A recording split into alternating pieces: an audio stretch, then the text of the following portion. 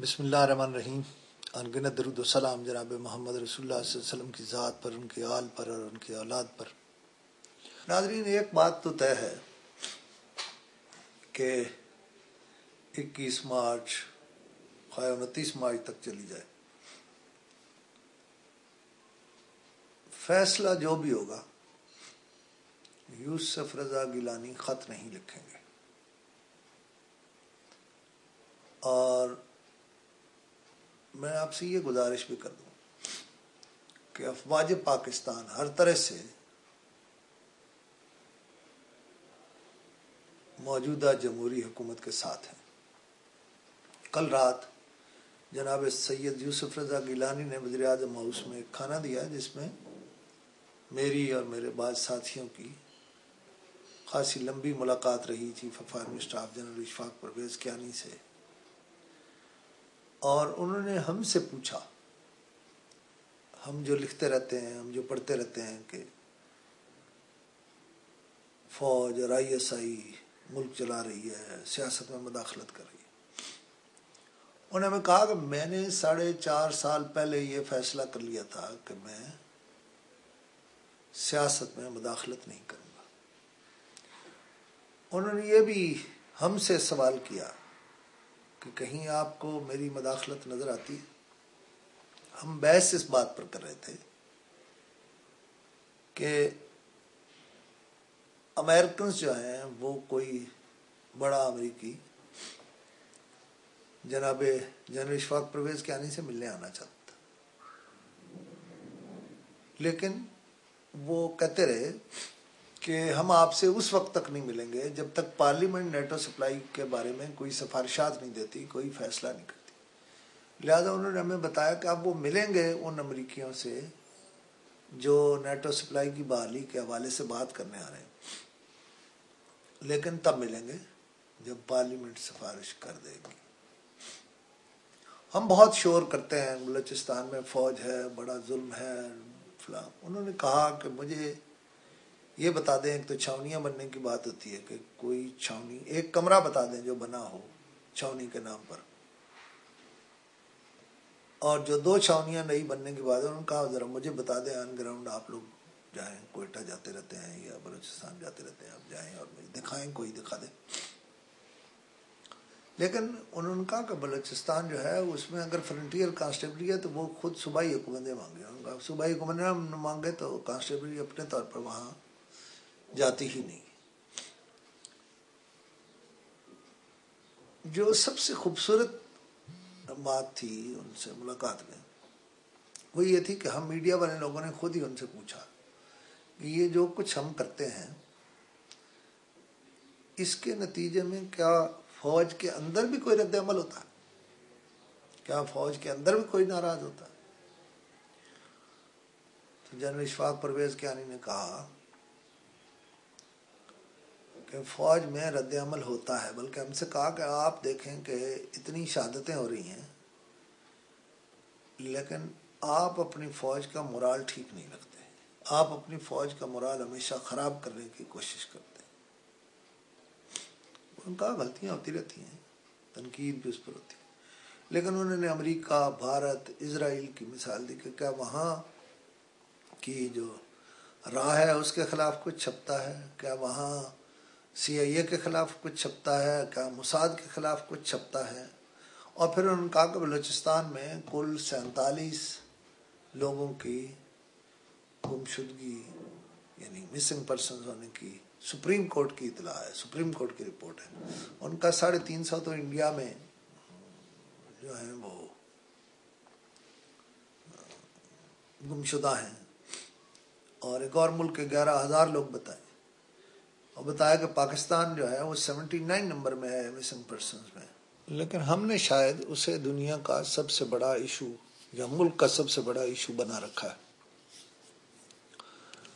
ناظرین، ایک اور بات آپ سے گزارش کر دوں کہ اگر یوسف رضا گیلانی کو سزا سنائی گئی تو ہو سکتا ہے وہ خود استعفیٰ دے دیں، ویسے وہ 2-3 مہینے مزید گزار سکتے ہیں۔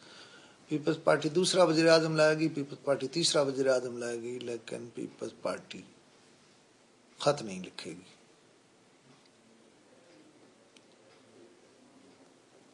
اور ناظرین چونکہ وہ خط نہیں لکھے گی اس لیے وہ دن بدن مقبول ہوتی رہے گی. میں آپ سے یہ بھی عرض کر دوں کہ میں سمجھتا ہوں کہیں نہ کہیں مسلم لیگ نون اور پیپلز پارٹی میں معاملات طے پا گئے ہیں.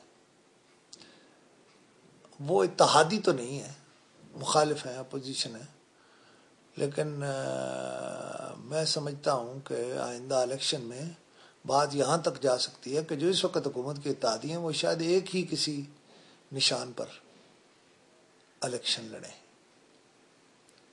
اور مسلم لیگ کا جسے لوگ کوئی چھوٹی جماعت سمجھنے لگے، انہیں یہ بھی معلوم ہونا چاہیے کہ وہ بڑی جماعت ہے. اور ناظرین اب میرا ایک خط جو آپ سب کے نام ہے ذرا اسے بھی سن لیجئے.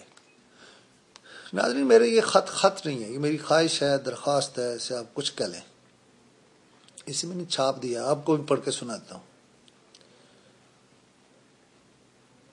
کہ آپ کو یہ خط لکھنے کی ایک وجہ یہ ہے کہ میں بہت دنیا دار تھا اور شاید کسی حد تک اب بھی ہوں.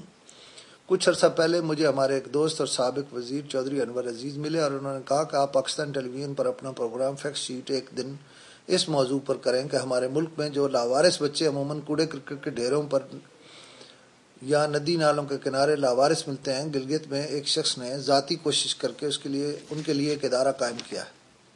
لیکن اب اس ادارے سے جب آپ بچے اڈاپٹ کرنا چاہتے ہیں تو وہاں کی عدالت کا موقف یہ ہے کہ بیرون ملک مقیم پاکستانی خصوصاً غیر پاکستانی مسلم ان کا مذہب تبدیل کرا دیتے ہیں. لہذا عدالت خاص طور پر گلگت بلتستان کی عدالتیں اس کی اجازت نہیں دے رہی. دوسرا، نادرا کی پابندیوں کی وجہ سے کوئی انہیں اپنا نام بھی نہیں دے سکتا، جس کی وجہ سے بعض ہومز میں جوانی کی عمر تک پہنچ جانے والے بچے ایسے ہیں جن کا اپنا شناختی کارڈ نہیں. چودھری انور عزیز نے کہا کہ ان بچوں کا کیا قصور ہے کہ معاشرہ انہیں قبول کرنے کو تیار نہیں ہے. لہٰذا میں نے ان بچوں کے حوالے سے کام شروع کیا تو مجھے ادراک ہوا کہ یہ ملک اور معاشرے کا ایک بہت بڑا ایشو ہے اور ہم نے ان بچوں کے لیے کچھ نہیں کیا. میں سمجھتا ہوں کہ میں نے معاشرے کے دوسرے مظلوم طبقات کے لیے تو شاید بہت کام کیا ہے، لیکن اس ایشو پر سوچا اور سمجھا تو اندازہ ہوا کہ کچھ بھی نہیں کیا. اور میں نے اگر شروع ہی سے ان بچوں کے لیے کام کیا ہوتا تو شاید آج میرا دل بھی گواہی دیتا اور میں اپنی نظروں میں بھی سرخرو ہوتا، لیکن لگتا ہے پوری زندگی بے ایمانی گزار دی ہے. بیت اللہ اور مسجد نبوی جا کر دعا کی ہے کہ اے اللہ کریم اب باقی ماندہ زندگی ان بچوں کے لیے وقف کرنے کی توفیق دے دے. میں نے اپنی آمدنی کا 2.5% اللہ کریم کے نام پر اور 2.5% محمد الرسول اللہ صلی اللہ علیہ وسلم کے نام پر مختص کر رکھا ہے. میں کچھ عرصے سے اپنے قارئین کی خدمت میں اس طرح کی گزارشات کرتا رہا. ان دونوں مدوں میں میرے پاس تقریباً 60 لاکھ کی رقم موجود ہے. میں نے نکا کوٹ میں یعنی اپنے گاؤں میں جو موٹر وے پر بلکسر انٹرچینج سے ٹھیک 15 منٹ کی مسافت پر چکوال تلگنگ روڈ پر واقع ہے. میرے گاؤں اور تلگنگ شہر کا فاصلہ صرف 5 کلومیٹر ہے اور یہاں سے ایک بہت ہی خوبصورت دریا نما ندی گزرتی ہے جسے گبیر کہتے ہیں. میں اس کے کنارے 36 کنال بچوں کے اس ادارے کے لیے زمین خرید چکا ہوں اور اس پروجیکٹ کے لیے کم از کم 200 کنال مزید خریدنا چاہتا ہوں. میری خواہش ہے کہ جو بچے اس ادارے میں آئیں اور یوں پلیں بڑھیں انہیں بہترین تعلیم بھی مہیا کی جا سکے. لہذا میں اسی ادارے کے حصے کے طور پر بعض تعلیمی ادارے بھی قائم کرنا چاہتا ہوں جہاں دین و دنیا کی بہترین تعلیم ان بچوں کو دی جا سکے. ظاہر ہے یہ کام ایک دن کا نہیں، اس کے لیے زندگی چاہیے. میں نے اس کے لیے زکوٰۃ کا ٹرسٹ قائم کیا اور یہ ساری زمین بھی اسی ٹرسٹ کے نام ہوگی. یہاں قائم کردہ ادارے بھی اسی ٹرسٹ کے تحت چلیں گے. یہ کام میں اکیلا نہیں کر سکتا، اس کے لیے مجھے پوری دنیا کے مسلمانوں کی معاونت اور مدد درکار ہے. پہلے مرحلے میں اگر ہم 200 کنال زمین خریدیں تو اس کے لیے ہمیں 75 لاکھ روپے درکار ہے. میں نے اوپر لکھا کہ میرے پاس 60 لاکھ روپے موجود ہیں، لیکن یہ پروجیکٹس تو کروڑوں کے نہیں اربوں کے ہیں. آپ کو یہ خط لکھنے کا مقصد یہ ہے کہ آپ سے درخواست کی جائے کہ آپ اس کار خیر میں حصہ ڈال سکے ضرور ڈالیں اور میرے اس خط کو اپنے دوست احباب کو ضرور فارورڈ کریں، خاص طور پر ان احباب اور عزیز رشتہ داروں کو جو بیرون ملک مقیم ہیں. وہ اگر اپنی زکوٰۃ کا پیسہ صرف ہمیں بھیجنا شروع کر دیں تو میں سمجھتا ہوں ہمارے مسائل حل ہو جائیں گے. وہ اگر اس میں تھوڑا تھوڑا بھی حصہ ڈالیں گے تو یہ پروجیکٹ رب کریم کے فضل سے تکمیل کے مراحل کی طرف جا سکے گا. میں اوپر یہ وضاحت کر چکا ہوں کہ باقی ماندہ زندگی اس پروجیکٹ کے لیے مختص کرنا چاہتا ہوں. لہذا میرا تو یہ خواب ہے، اگر آپ میرے اس خواب کی تکمیل میں میرا ساتھ دیں گے تو میں رب کریم کا حضور آپ کے لیے دعا کر سکتا ہوں. اور دعا کرتا رہوں گا. اور جو بچے اس میں آئیں گے یقیناً وہ سب آپ کے لیے ہمیشہ دعا گو رہیں گے. اگر آپ میرے اس خط کے حوالے سے ہمارے اس پروجیکٹ میں کچھ حصہ ڈالنا چاہیں تو زکوٰۃ و صدقات ٹرسٹ کے اکاؤنٹ نمبر کی تفصیل یہ ہے جس میں آپ رقوم بھجوا سکتے ہیں. اگر میں اس خط کے حوالے سے ہمارے اس پروجیکٹ میں کچھ حصہ ڈالنا چاہیں تو زکوٰۃ و صدقات ٹرسٹ کے اکاؤنٹ کی تفصیل یہ ہے جس میں آپ رقوم بھجوا سکتے ہیں. زکوٰۃ و صدقات کا اکاؤنٹ نمبر یعنی وہ ہے زکوٰۃ و صدقات کے نام سے، اور اس اکاؤنٹ کا ٹائٹل ہے زکوٰۃ و صدقات. اکاؤنٹ نمبر ہے 2030-6 اور برانچ کوڈ ہے 0583 الائڈ بینک I-9 اسلام آباد. اور ہماری ویب سائٹ کا ایڈریس ہے www.zostrust.org. ہماری ای میل ہے info@zostrust.org. آپ آن لائن رقم نہیں بھجوا سکتے، کوئی آپ کے لیے مسئلہ ہے، آپ ایسے علاقے میں رہتے ہیں، تو ہمیں اس ایڈریس پر وہ رقم بذریعہ چیک یا بذریعہ منی آرڈر بھجوا دیں. زکوٰۃ و صدقات trust 126B street number 15 I-92 industrial area Islamabad. یہ آپ کو دو ایڈریس بھی اور اکاؤنٹ نمبر کی تفصیل بھی ایک پٹی چلتی ہوئی نظر آئے گی اس ویڈیو کالم پر. میں آپ کا شکر گزار ہوں. بہت محبت آپ کی.